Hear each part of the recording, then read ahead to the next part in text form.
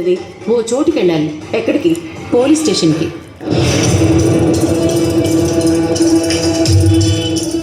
ఎందుకు? నా కొడుకు కనిపించట్లేదని కంప్లైంట్ ఇవ్వడానికి. అసలైన వారసురాల్ని వెతికి తెమ్మని పంపించింది నువ్వే కదా. అలా అనుకుని ఇన్ని రోజులు ఊరుకున్నాను. మరి ఇప్పుడేమైంది? అనుమానం వచ్చింది. ఏమని? నా కొడుకు ఏదో అయిందని. ఎవరు చెప్పారు? తాయెత్తు తెగిపోవడం, ఫోన్ లిఫ్ట్ చేయకపోవడం, ఇవన్నీ చూస్తుంటే వాణ్ణి ఎవరో ఏదో చేశారనిపిస్తోంది.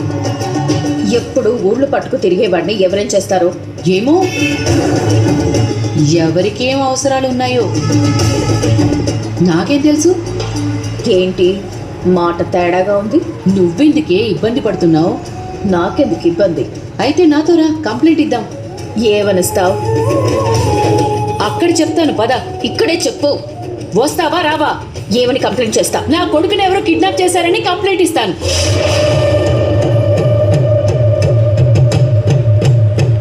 నా కొడుకు కనిపించట్లేదు. వాడు నా కొడుకు.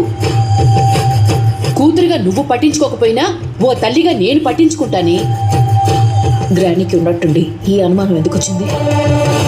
కార్తీక్ గారు చెప్పినట్టే చెప్పాను. దీని మొహంలో నిజంగానే రంగులు మారుతున్నాయి. ఇది నిజంగా దాసుని ఎక్కడో చోట దాచిపెట్టలేదు కదా. ఏంటి అలా చూస్తున్నావు? ఏమీ లేదు.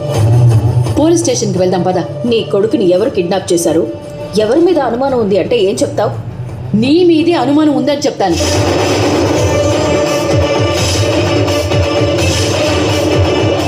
నువ్వు ఏంటది?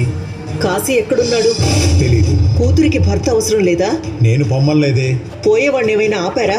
అంత అవకాశం నాకు రాలేదు. వచ్చుంటే ఆపేవారా? చేసిన తప్పుకి శిక్ష ఉంటుంది కాంచన. శిక్షించడానికైనా మనిషి ఎక్కడున్నాడో తెలియాలి కదా. కాశీ పిరికివాడు, పారిపోయాడు. కాశీ పిరికివాడు కాదు, తప్పు తెలుసుకున్నాడు, మనసు మార్చుకున్నాడు. వాడిని చూస్తే నువ్వు ఈ మాట అనవు కాంచన. అయితే మీరు చూస్తే ఏమంటారో చెప్పండి. కాశీ,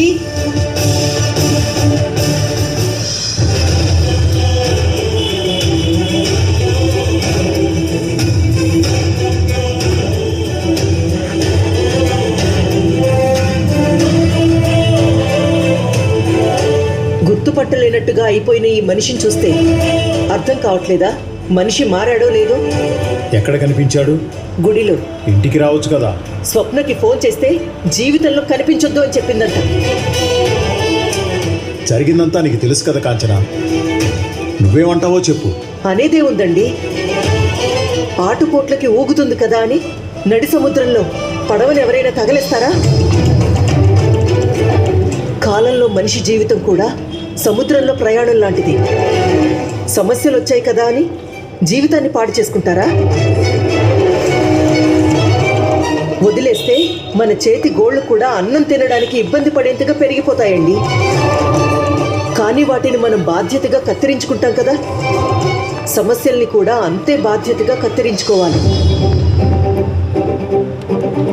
జీవితం విలువ తెలియని వయసు. భవిష్యత్తుని పాడు చేయకూడదు కదండి. కాశీ తన తప్పు తెలుసుకున్నాడు. తను స్వప్న